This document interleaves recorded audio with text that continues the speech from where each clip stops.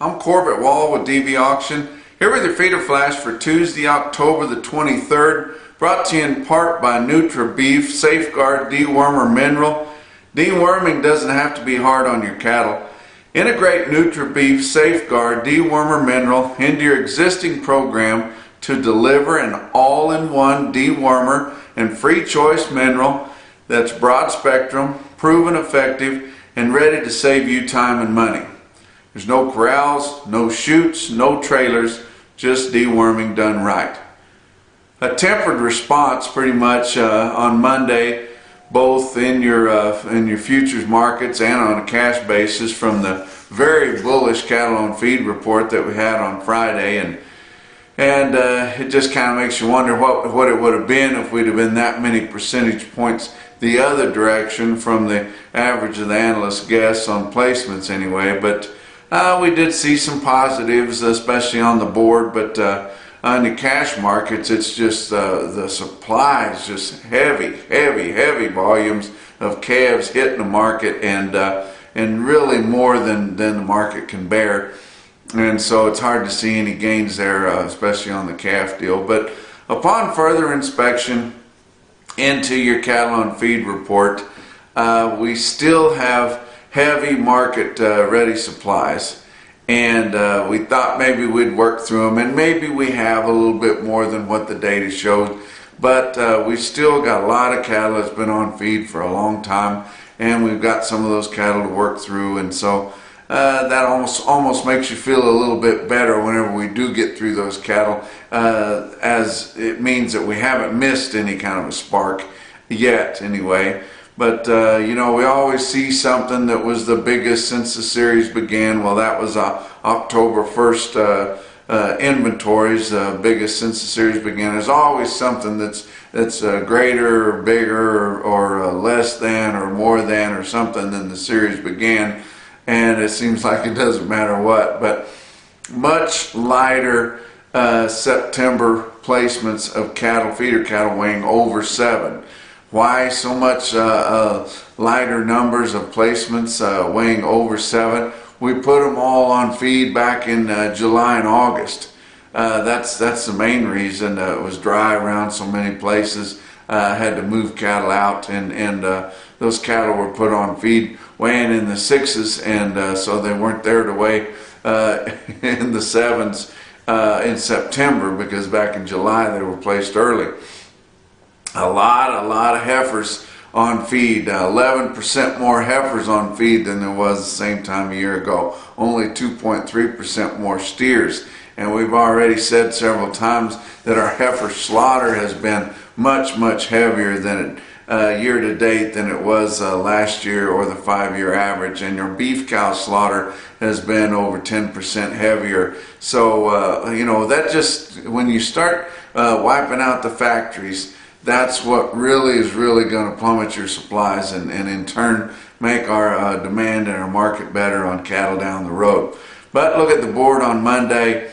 In response to that Friday cattle on feed report, your live cattle futures, your nearbys just got so many things going with them that they were hard to get a whole lot of gain out of them. But October live cattle up 55 cents to end the day at 112.80. Remember, we've got all those deliveries out there in play, kind of working on the market a little bit. But you get a little bit further out, and December and all the out fronts that are traded were all over $1 higher. December was $1.30 higher to end the day at 118.07.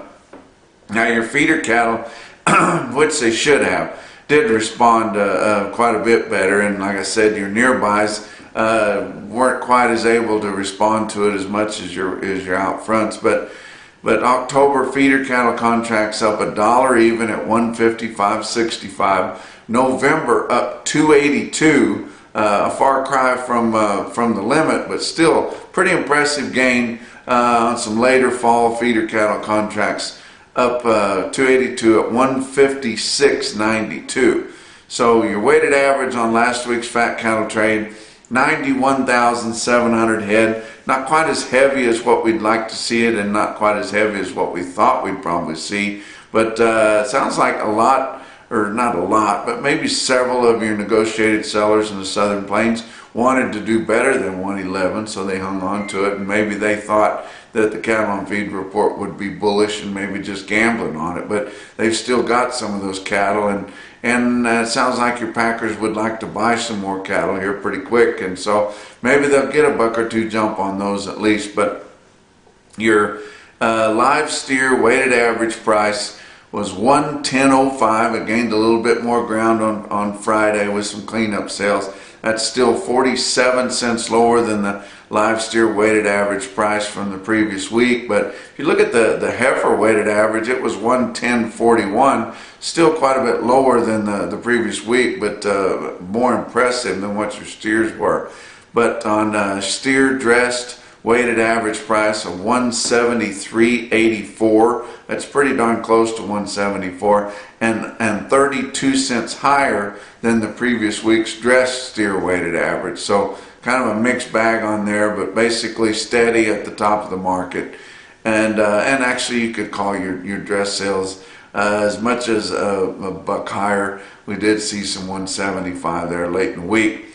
But your total nationwide negotiated fat cattle sales, 112,800 head. You know, I mentioned in the 5 area it was 91,700, but of that 112,800 head nationwide, you can see the packers are starting to scramble a little bit, because with all this positive news around, this market could get away from them if they ever let it start gaining ground and gaining a buck or two. And I'd say we'd have to be pretty disappointed if we don't get this fat market to $1.12 plus this week. And the guys really need to dig in, but your packers know this. Last week they bought, of their total negotiated purchases, 43% of them for 2 to 4 week delivery. 48,500 head, pretty significant. That's what they can do to kind of keep this market from getting away from them. If they've got cattle, you know, down the line that they can keep using to fill their needs. But on the formula sales last week, 264,800 head. Wow. But let's look at your feeder cattle market. Your real-time index on Cattle Market Central late in the day on Monday, 154.07. That's actually down 57 cents from the end of last week. And you think, well, we had this bullish cattle on feed report and everything, but I tell you what, there's just so many cattle moving, and the lion's share of them are calves, and some of them are big calves. But it's weighing on it has to weigh on your yearling market too. What few yearlings, true yearlings, are out there, your heavy feeders, guys want those also, because they will be hitting a sweet spot in the market. But when there's just so many calves, just 50, 75, 100 pounds lighter, just swarms of them, it's easy for those guys to just back off and buy some of those if they can send them to people. But Oklahoma National Stockyards in Oklahoma City, 7,000 head, and they didn't have a very good test last week.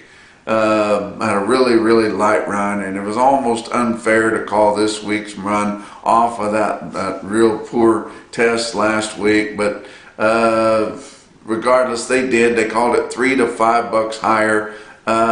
Looking at the quotes, they don't look that much higher, but I'm not going to question the market reporters there. But it was sure better. Had a good sale, had a good run. It has starting to dry up a little bit. It's not quite so boggy and messy and wet around, and starting to get some of those consignments back into Oklahoma City, and they're way behind. They've got a lot of catching up to do. They'll be having big sales here for the next several weeks to catch up on the fall run that they're kind of behind on. But sharply higher on a light test of calves, especially those Wheaties, which if you're not from the Southern Plains hard red winter wheat region, those Wheaties are those 400 to 550 pound calves, especially the steers, and especially if they're weaned and have shots. Those Wheaties can really get out of control, and they quoted them almost as much as $20 higher than last week's thin test on some of those, as this wheat looks fantastic. Had some sunshine late in the weekend and early this week in the Southern Plains. It is absolutely popping, this wheat pasture, and if you've got one next to your house, you'll lay awake at night listening to that wheat grow out there. It is absolutely just going gangbusters out there. But Joplin Regional Stockyards, 5,700 head there, firm to $5 higher, mostly calves, a few yearlings around too, but good market on everything. Instances as much as $10 higher on some quality wean types there. And just a pretty typical bullish higher market sale around in your two big early week high volume markets there. Now go up on a seasonal high volume Monday market, Faith, South Dakota. We talked about them last Monday. Another big sale, 8,500 plus this week.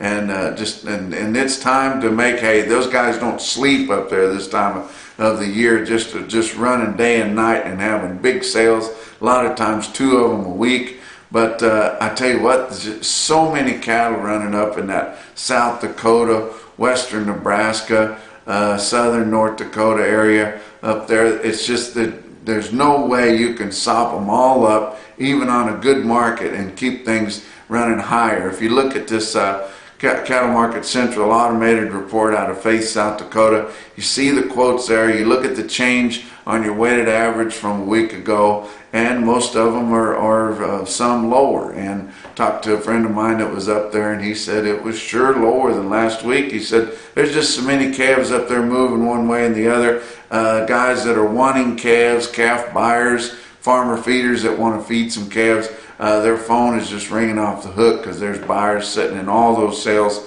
looking for places to send them. And there's just so many on offer up there. But look at the 5-weight steer calves out of Faith. Over 3,500 head of 5-weight steers. Average 554, 175.57. Nothing to sneeze at, but about $6 cheaper than they were last week on the weighted average there. And several guys have told me that the truck situation is really getting serious up there. If you don't have some trucks already spoke for, if you're not a really good customer with the dispatchers there, you're going to find yourself high and dry on trying to get those cattle out of there in any kind of a timely fashion, because those trucks are just, there's not enough to go around. There's just too many calves moving. I had some messages from some guys way out east that would like to get involved in that fall run. I'm not a dispatcher. I don't know who to get a hold of, and I hate to really give you a name one way or the other, but I guarantee you, if you're in western Nebraska, you're in South Dakota, you're up in that country somewhere, bumming around a sale late in the evening there on a long run, you're going to get something. If you got a bull wagon and you got a pulse, they'll send you somewhere with a load of calves, I guarantee it. And there's just really a shortage of trucks this time of year, and it happens this time every year. But look at some individual quotes. Torrington Livestock Markets had a big seasonal calf sale special up there, 6,000 head plus. Highest calves that I saw on Monday at all. 52 head of 499-pound steer calves, bring $2 a pound even. And we talked about that late last week. The best condition, the best calves that walk, weighing flat, smooth, 500 pounds, maybe $2 a pound, and they're clinging to that. And like I said, that was only one bunch that I saw that weighed 5 and bring $2 a pound. But the best yearling quote that I saw on Monday was out of Aberdeen Livestock Sales, Aberdeen, South Dakota. 64 head of steers, weighed 849 pounds at 158 1/4. That's your feeder flash for Tuesday.